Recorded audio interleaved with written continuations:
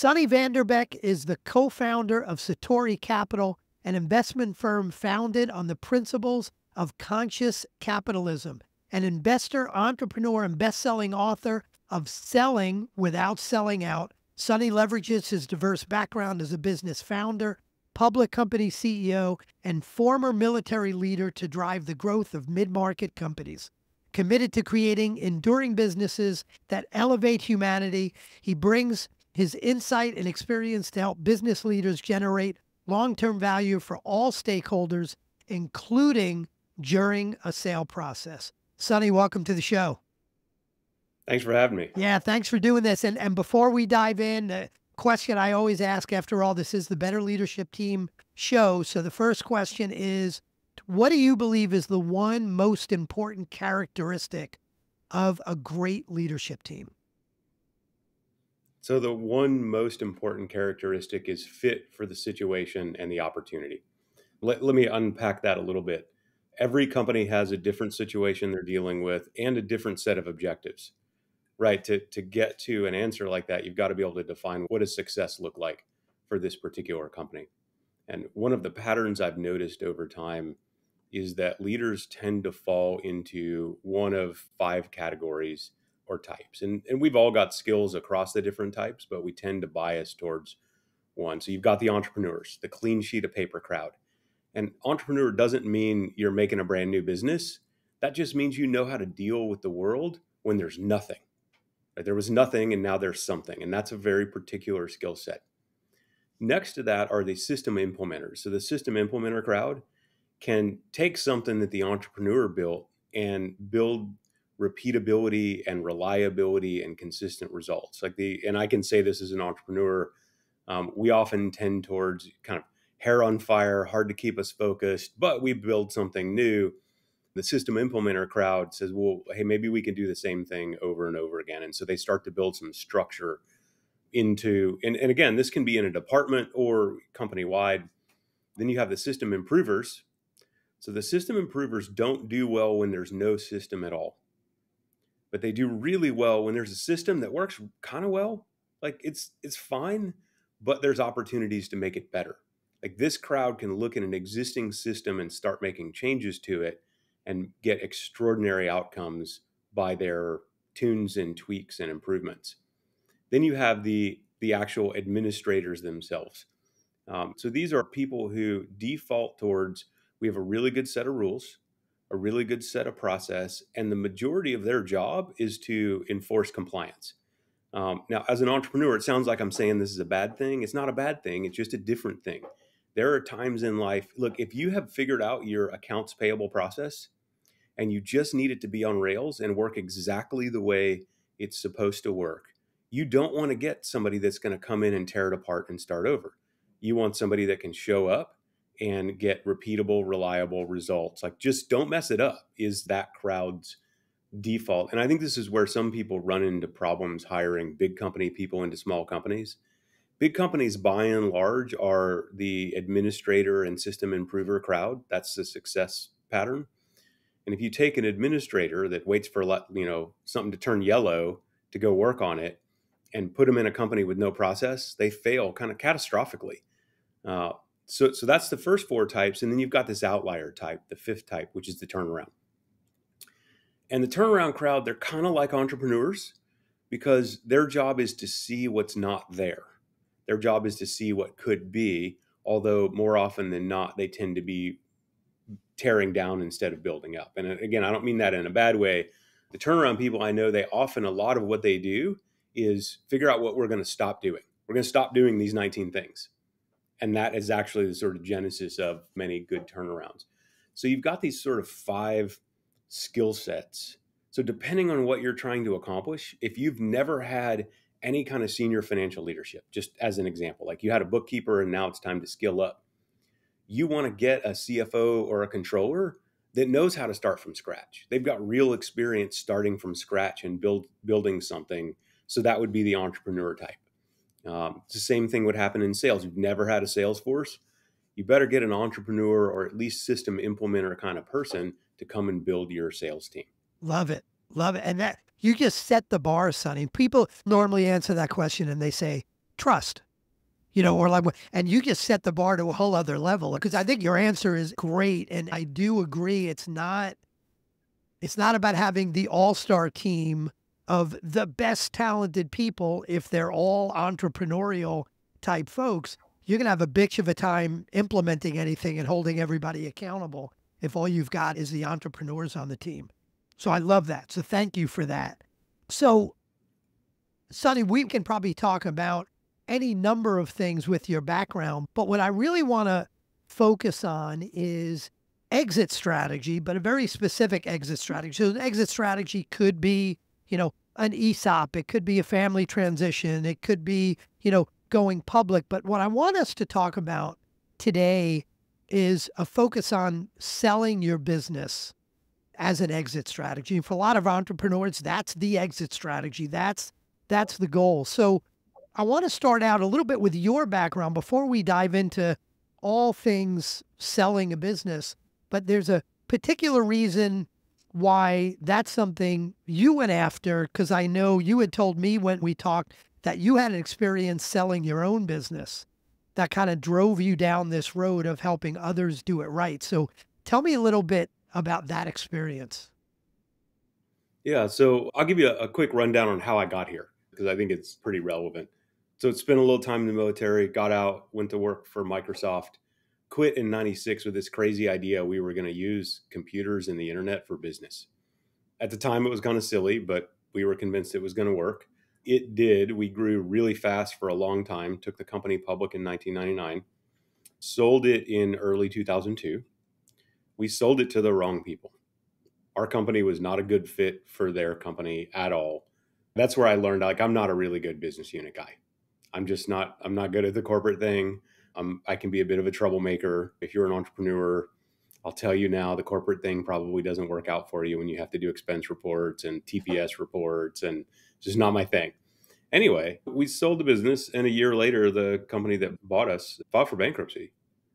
So we got to buy our profitable business back and have another go at it.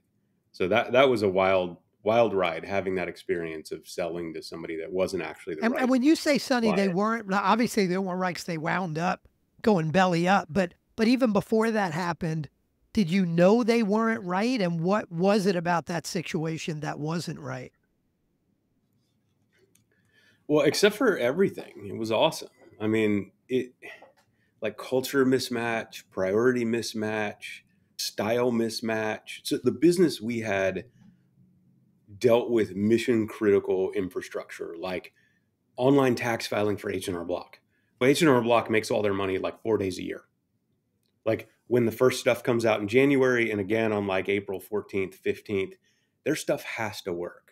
So we had this sort of culture of mission critical reliability. We were building new things that no one had ever built before. Like it was a pretty intense technology culture. And the company that acquired us was mostly kind of in the software and consulting business, right? Most of the employees were consulting. And so it was just the way we made sense of the world was different.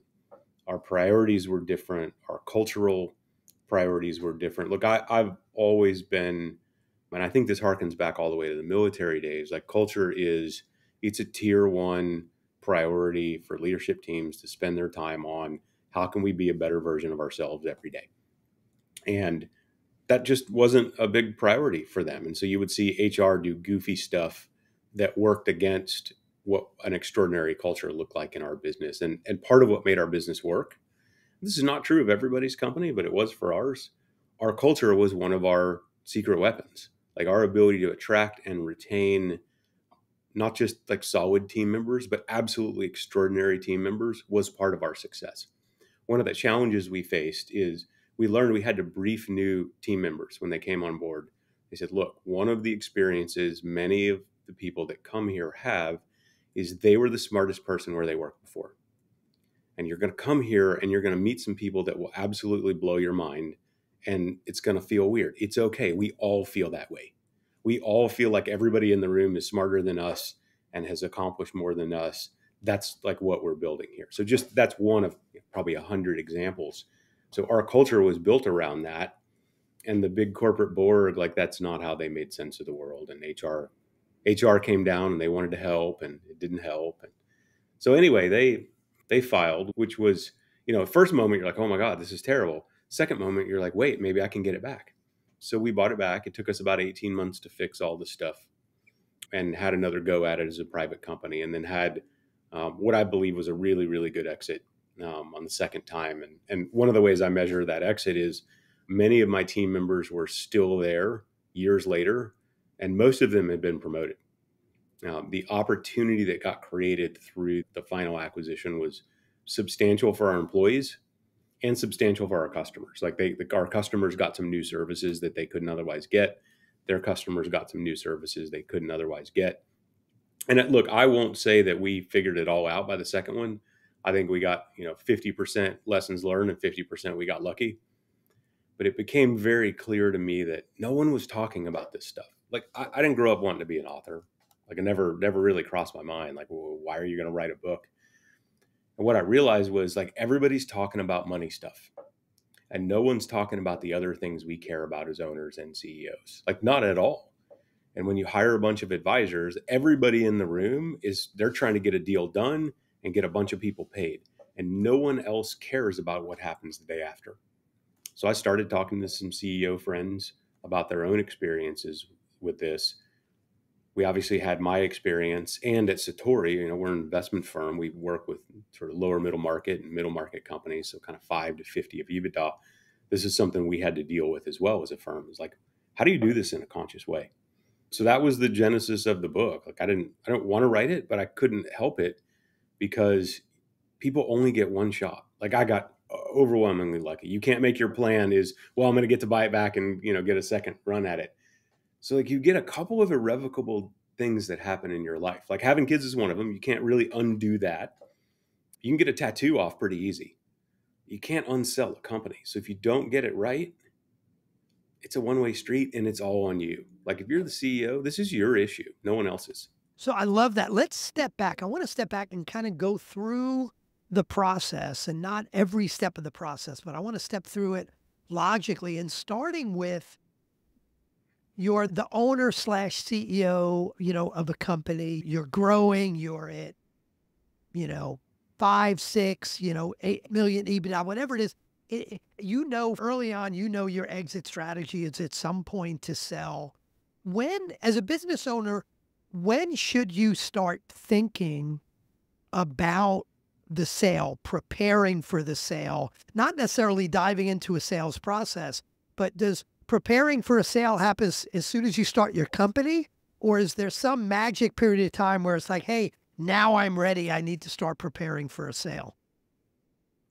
Yeah, well, so let me add one thing before. We use the term sale, but the same process is true for taking on capital.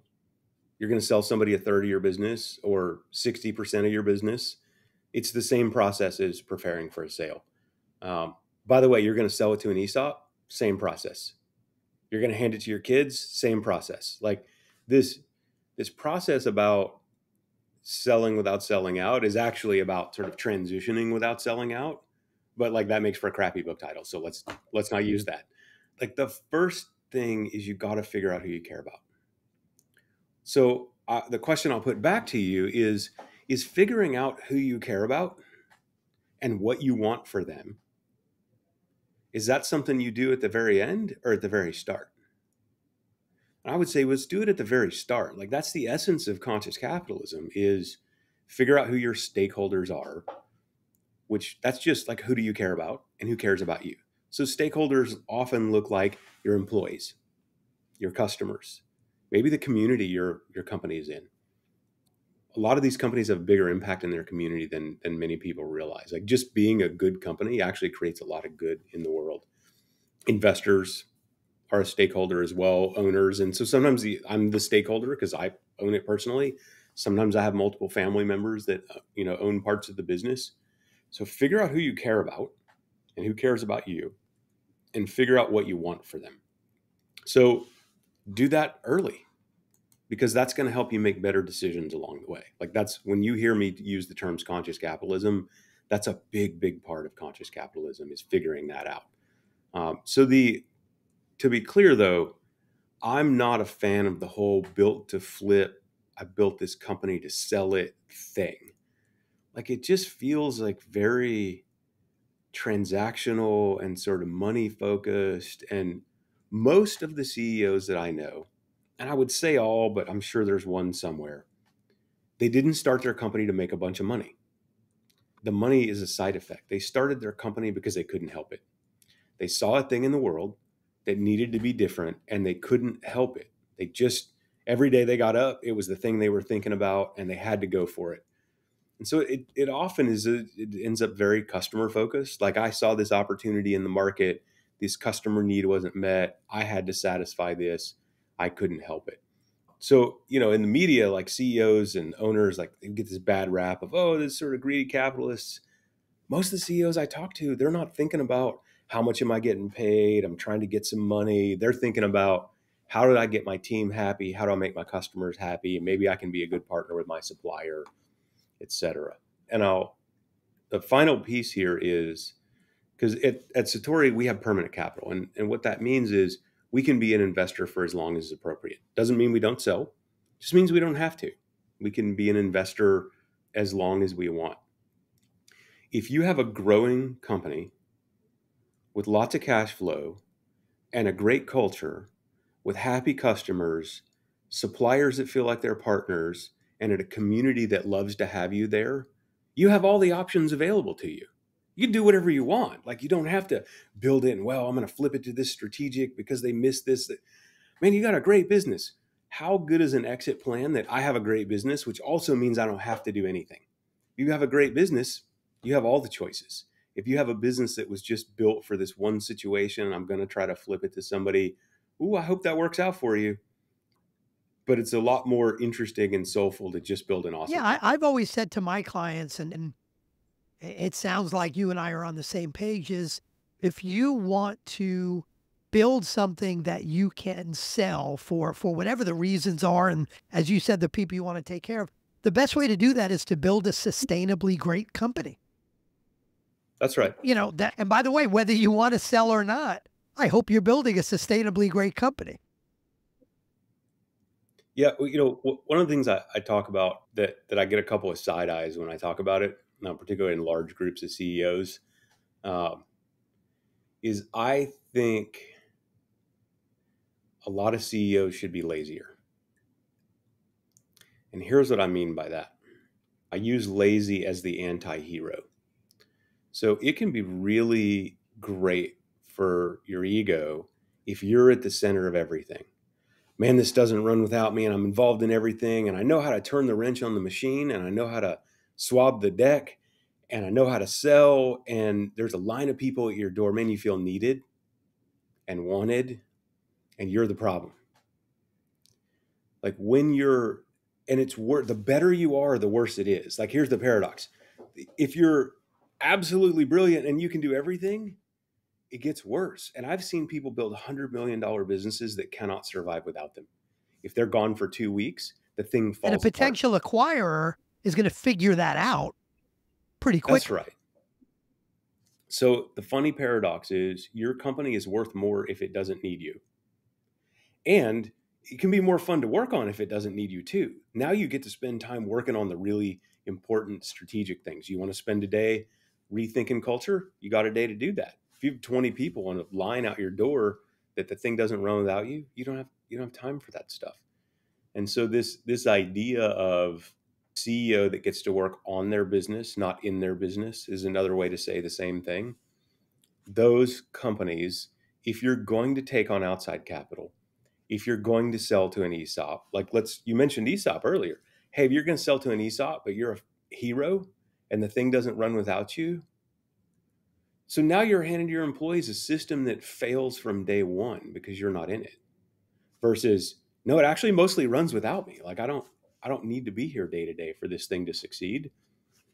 You've given an extraordinary gift to your team if you give them an ESOP that owns a business that runs without you.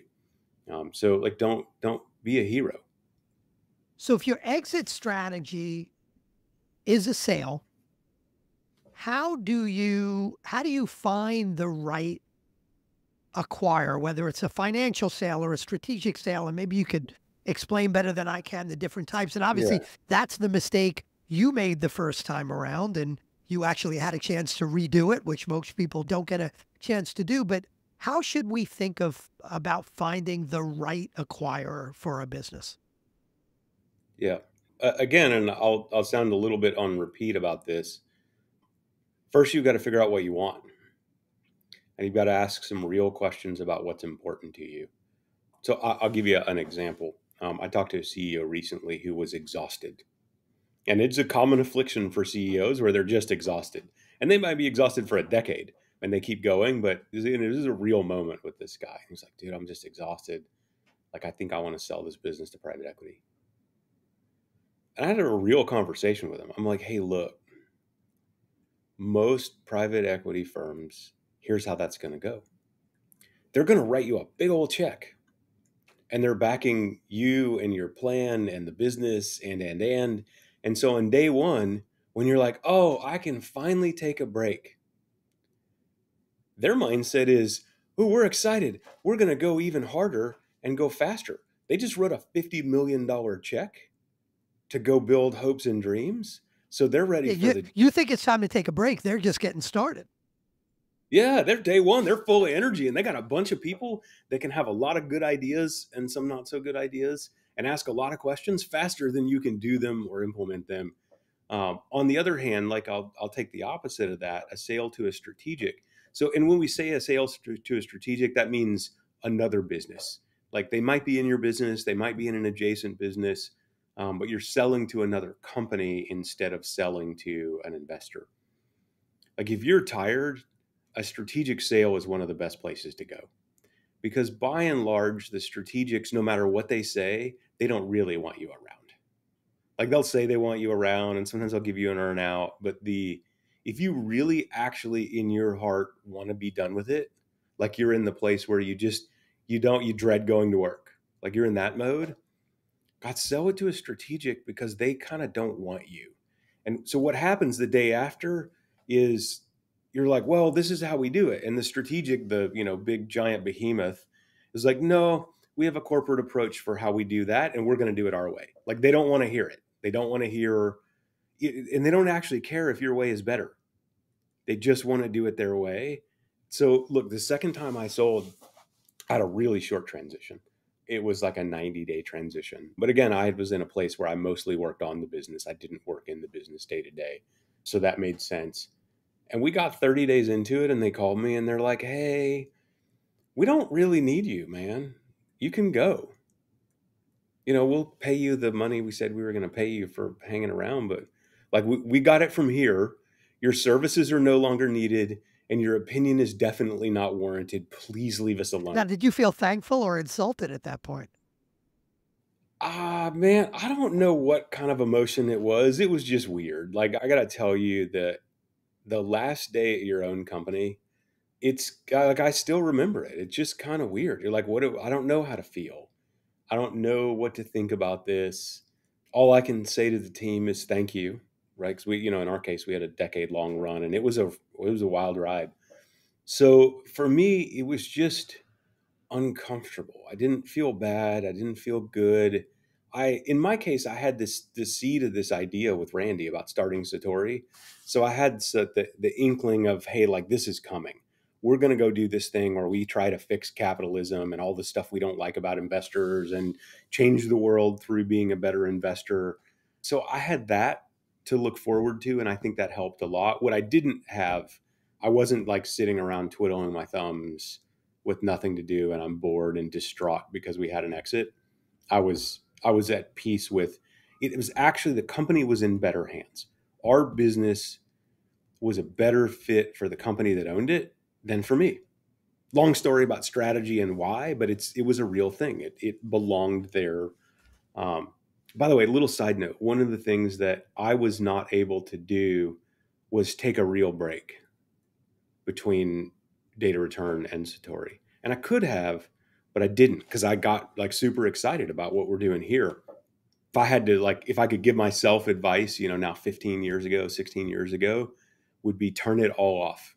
Take 6 months, take no meetings, don't do email, like change your email address, like just drop out of the world, the business world. Just drop out entirely and like go navel gaze for a little while. Go travel, have nothing to do. I was as busy the week after I left as I was the week before I left. And that's it. That's just how we are sometimes. Like we like to do stuff in the world. And so I got busy doing stuff. Take a break if you can.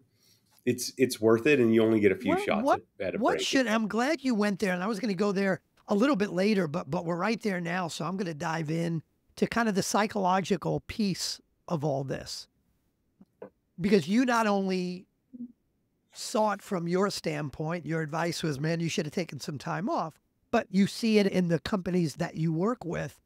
What should people be prepared for as they, whether it's a sale to a private equity or a strategic sale, when you're selling your baby? What should people be prepared for psychologically there? Yeah, so there are two meaningfully different paths, and so you need meaningfully different preparation.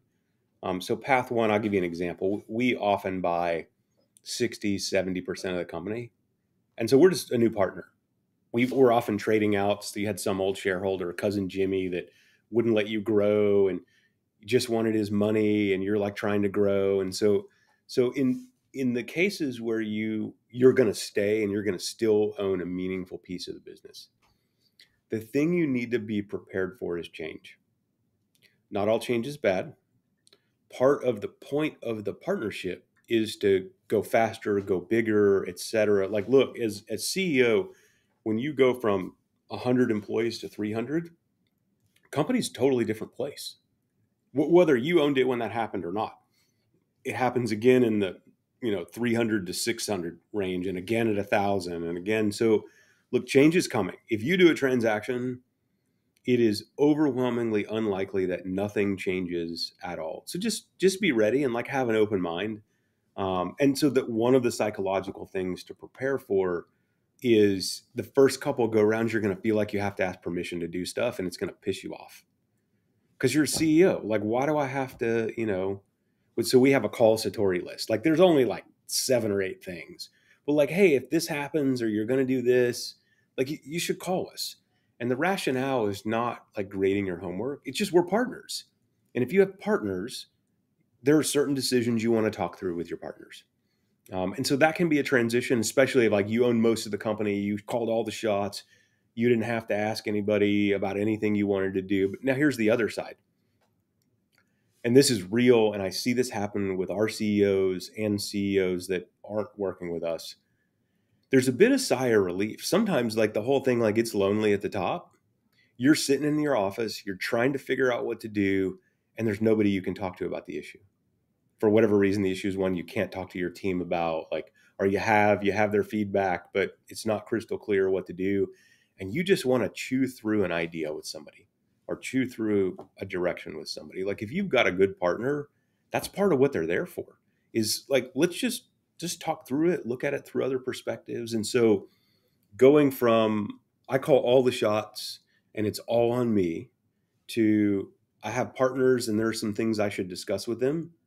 And I have partners and there's some things I can discuss with them and bounce off. It's not good or bad. It's different. You got to be prepared for that piece. So that's the sort of I sold part of it. That kind of shows up if you sell to a strategic, but you got a big giant earnout and you got to stay on board. That one's a little different because your job mostly becomes prepare for your job to be defending your team from corporate. Like that becomes half your job on day one, is just to try to keep corporate off of your team. And that's whether it's PE or strategic with an earnout, or is that more about strategic with an earnout? No, that's more about strategic. The PE thing, that shouldn't be the case. You shouldn't spend a bunch of time defending your team from PE. It happens. It happens. There are parts of the world that that their goggles for the world are Excel. Just be aware of that. Like there are some private equity firms that their lens on the world, if it's not in the P&L, it's not real. If it's not on the balance sheet, it's not real. We obviously don't agree with that. One of the things I saw go by in Slack just before we hopped on was a team survey that we had just done. This company we work with is 40 or 50-year-old company. They had never done deliberate work around culture. Didn't mean they have a bad culture. It was actually pretty good. And our learning is like, hey, if we can up our game in culture, we can get some dramatic outcomes. And in this case, like, we think we're being helpful. In fact, we had one of our CEOs, this was years ago. So we have this sort of engagement survey thing we do. It's like 12 questions. It's super simple. And the CEO is like, I know everybody on my team by name. I know their life. I know their reality. Like, we're not going to get anything out of doing this survey. This is a waste of time. And we're like, yeah, you're probably right. But this helps us a bunch and we always do it. And can you just humor us because it's like 12 questions? And you're smiling because you know how the story ends. I wouldn't tell it if he got no data out of it. So he does the thing. He gets the survey. He pulls it up and reads it because he cares. Like, he reads the survey and he finds the goofiest thing he never could have imagined. Like, most of the company was like, I have a difficult time doing my job because my monitors are like a decade old and they're tiny. His team, they're mostly desk workers. And these are like tiny little 15-year-old monitors. And no one had ever brought it to him. It was like, hey, man, this is a problem. So that day, he calls the head of IT. He goes, fix this today. By close of business, I want a brand new widescreen on every single person's desk in the company. Like, it seems like a little goofy thing, but imagine what it's like to go to work every day. And like, the minute you sit down at your desk, you've got this little tiny crappy monitor and it makes it hard to do your job. So we would like to think we can help on the culture front, but private equity often, if we can't see it in the P&L, it's not real and it doesn't happen. So you do have to manage kind of some of that stuff. We were talking about like how to get your head ready for these transactions. The thing about corporate, the thing you got to get your head ready for is you're going to do it their way. Like, that's the thing. You're going to do it their way. They bought you.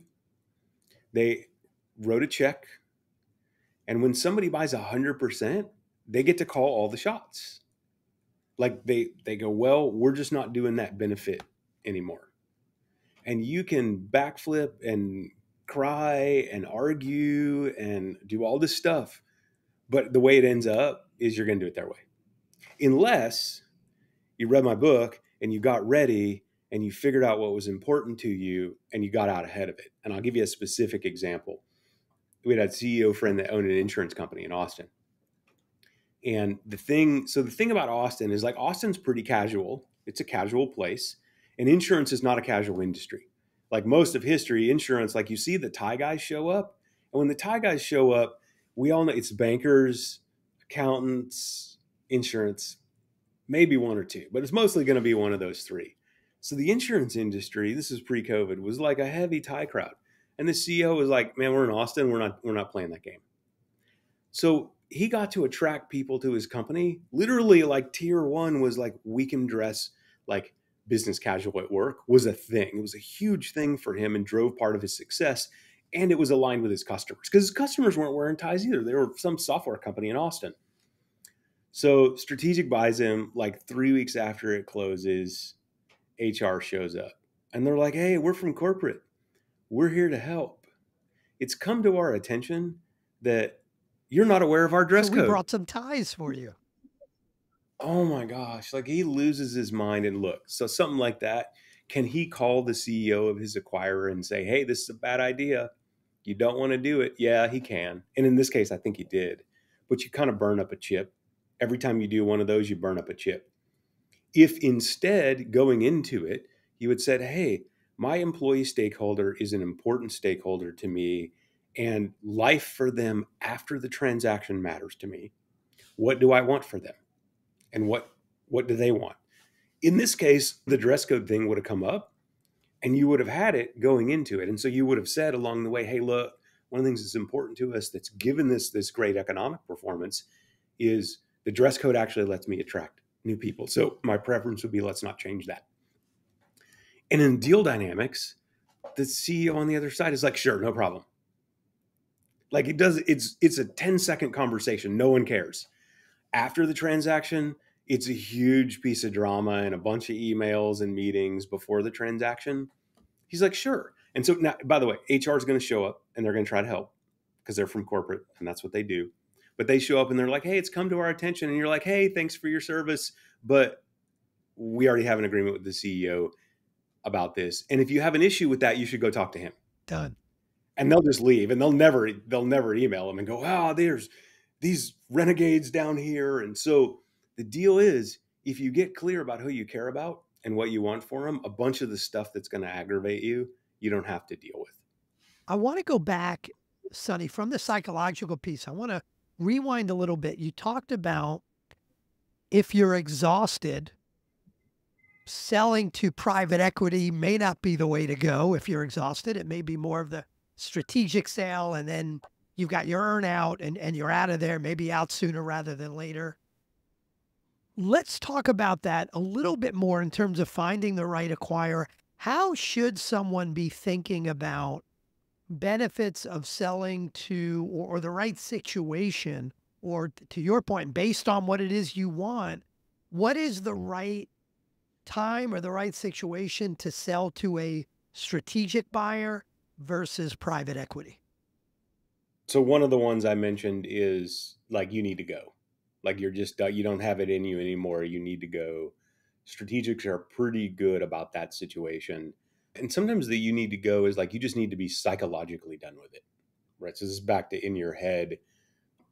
If you do something with private equity and you have a big rollover and you're on the board, but you're not the CEO anymore, man, there's a lot of teeth gnashing, because now you're still in it mentally and still in it economically. And it's going to be different. The new CEO is going to do things different than you. And it's just, there's going to be a lot of stress around that. So if you truly, like, in your heart of hearts, like, need to be done, that's tier one for a strategic. Another one though is, let's say, well, I'll give you an example from my company. So we did this like mission critical, highly managed, hyper technical, white glove, turnkey, managing apps, mostly on the internet. Some of them were internal facing. So that was one way to solve the problem. Well, the company that bought us made the highest quality do-it-yourself set of products in the market. So you took the highest quality, we're going to do it for you, and the highest quality, you're going to do it yourself, and you put those companies together. So what happened? Growth rate doubled for both the companies. Why? Because both of our customers wanted to buy some of the other product, and our combined sales team now, instead of saying, well, you should do it our way, they could show up and say, look, whichever way you want to do it, we have the highest quality way to do this. So there was real benefit to the customer. So one of the ways to think through this is, what would it mean to be a customer if this comes in? We've got a water company that one of the things we're doing, they make systems that clean and filter and manage water at an industrial scale.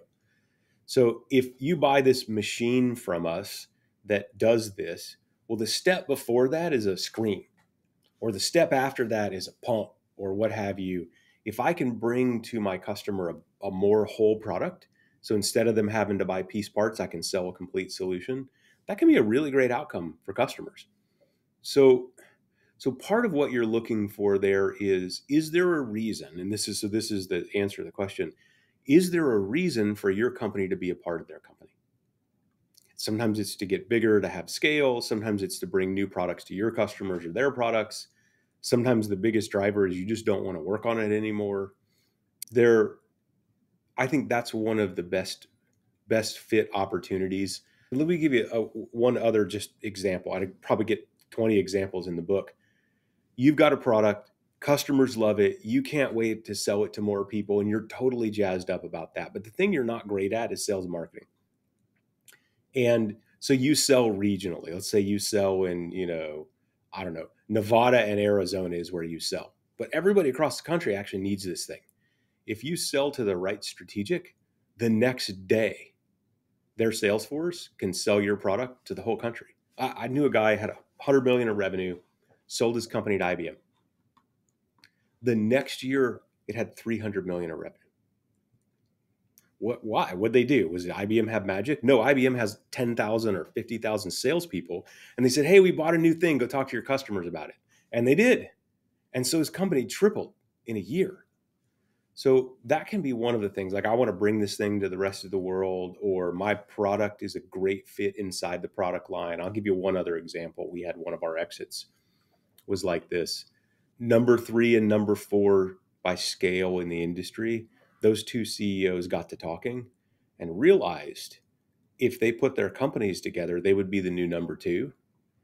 And about a third of the market, neither one of them could bid on. But combined, they could bid on that. And they both of them were like, we want to go. We think those two knuckleheads that, basically just share all the deals up in that, the mega part of the market, we think they're weak and they're soft and we're going to get them. And so they put their companies, but you can't, like, mergers are kind of BS. Like, somebody won. Like, you can call it a merger. My question is, who's in charge? Who's in charge of the business units and who's in charge of the company? Like, somebody ultimately has to make a call. Like, committees are not a good decision-making bodies. So you put those companies together and they were killing it. It was amazing when you put them together because it reshaped the whole market. So there's some examples of like why you'd want to sell to a strategic. Now, so in what situation is private equity a better way to go? Yeah. I think one of the very best places for private equity is when you're not done. You're at the place where you're like, this thing's getting a little, like, I got 99%. This is a very common pattern. 99% of my family's wealth is in this one company. And I got used to making $500,000 decisions and I was comfortable with it. And now most of the stuff that gets to my desk is a $5 million problem. And if I screw it up, I screw it up for generations of my family and hundreds of employees. And the stress of that concentration is on me a little bit. And the decisions that are getting to my desk, like, I want some help with these. I want some advice with these. But I'm not done yet. And I got stuff to do in the world. I want help doing what I'm trying to do in the world. We often hear from team members of companies in which we invest, they're like, well, if you hadn't have told us, we would have never known that there was any kind of transaction. Still the same person running the place. Like, if we do our job, we're going to help move the company forward. Maybe there's a special skill we have in sourcing or culture. Who knows what it is? That's the very best place. Because now, like, you can strap the turbo on. I can get a CEO call me and say, hey, I'm trying to solve problem XYZ. You know anything about that? And I might be like, yeah, I've dealt with that 3 times. Here's what doesn't work. Like, if you want to go expand to Europe, I can tell you how to fail at that. I'm really good at failing Europe expansion.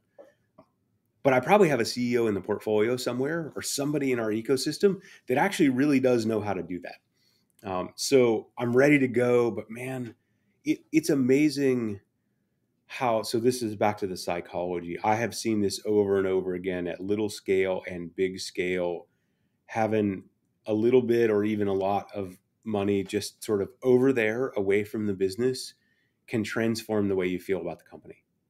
From like, you're scared and it has to work and every tiny detail is in your head because you just, like, you built something great and now your fear starts to overtake the joy because you're worried about breaking it. So, okay, share some risk with somebody and get some new advice and some new partnership. And remember, one of the things, we haven't talked about this yet, I'll mention it briefly. When you start thinking about your stakeholders, don't forget your family is one of the stakeholders. You have to figure out, like, what do you want for them? What do they want for you? Right? It might be that the one thing they want is you to be home more. That's the one thing. Well, if you sell to a strategic and the headquarters is halfway across the country and you're going to run the new combined business unit of whatever, and you're going to be the senior vice president at some public company and get all this new responsibility, guess what, man? You're getting on a plane and you're going to be at headquarters a bunch, and your job just got harder, not easier, and your family's going to see you less, not more. So you better figure out what they want, like the family stakeholder. Now, on the other end, you hear families like, hey, we like how this works now. Like, we don't actually want you here every day, all day long, fiddling. Like, we like the balance we have. You're happier when you have something to do in the world. Please don't retire. You got to go ask them.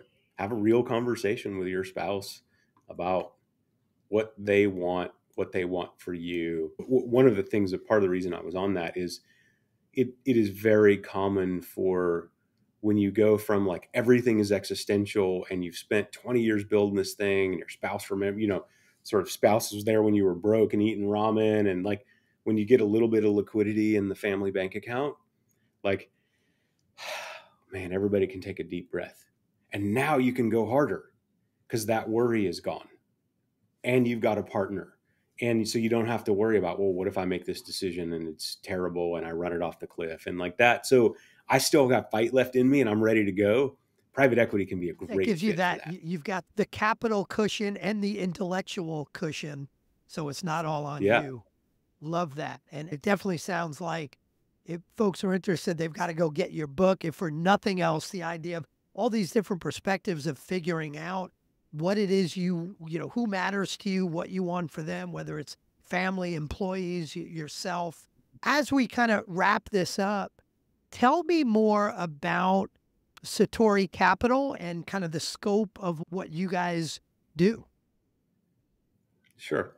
So the original idea for Satori Capital is Randy Eisenman and I were sitting at a Chili's that we had met at over and over again for 3 or 4 years.